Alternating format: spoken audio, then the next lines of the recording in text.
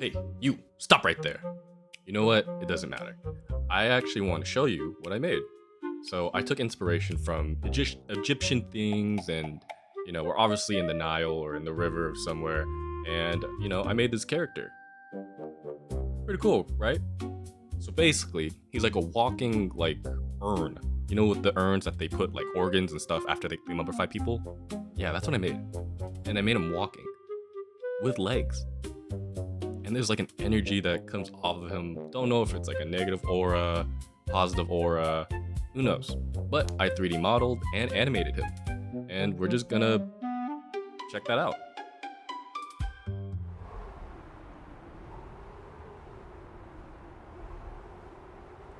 So I started blocking out and sculpting in 3D Sculpt or Nomad Sculpt on my iPad, where I just got all the arms and body proportions correct while using the reference. And once I was comfortable with that, I moved everything over to Blender to then do the head and the mouth and more of the small intricate details. And then it was going to be easier for me to then also remesh everything while also in Blender. And honestly, I think it all turned out pretty well in the end, even though like I missed some of the footage. And initially it was just really bad, but I gave it another like look around and just played with the shapes a little more, and it turned out better. So I'm honestly really happy with the results so far.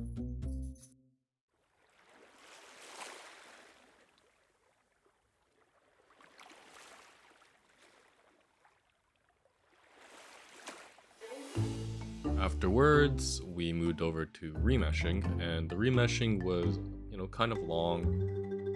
But I'm developing more of a faster workflow when it comes to remeshing. I think I need to make more cleaner topology because I am doing stuff kind of more manually. If anyone has any better topology like workflows, that would be great because I also want to get more cleaner topology. I'm thinking of doing more more accustomed to like video game workflows. I'm still kind of new and I'm still trying to like see what are like better options for me and how I can adapt more.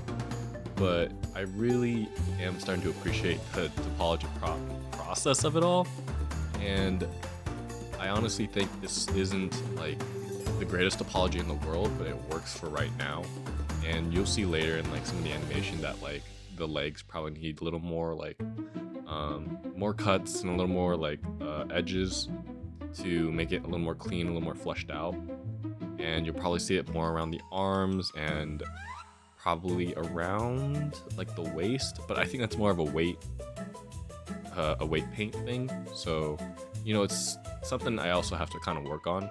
But the remeshing itself, it's getting quicker. I'm starting to learn and just be a better topology person, whatever the term is for that, I think. And as you can see, I remeshed and I retopologized everything in separate pieces. I did the aura as like one whole piece. I did the head, its own piece with eyes and the teeth separate and a tongue. And then you can also see the bottom portion of the urn with the feet.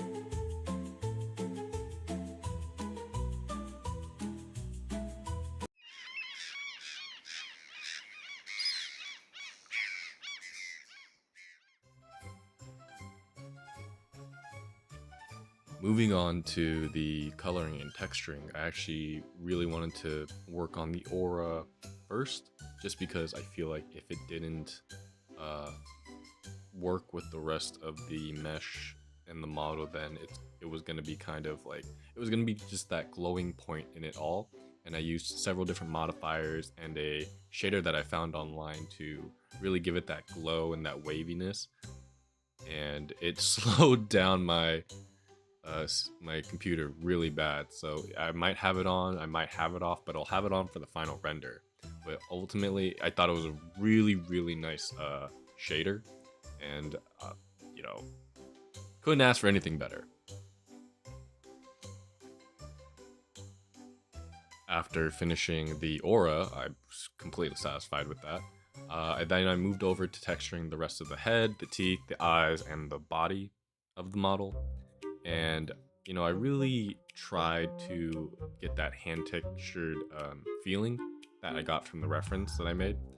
And I actually imported, I, I did the UV mapping and I did the normals, and I got everything ready to then move everything to uh, back onto my iPad to draw on it on Procreate, where I added the details of like this chain design over the urn and like the small like designer pieces. My dog is freaking loud in the back.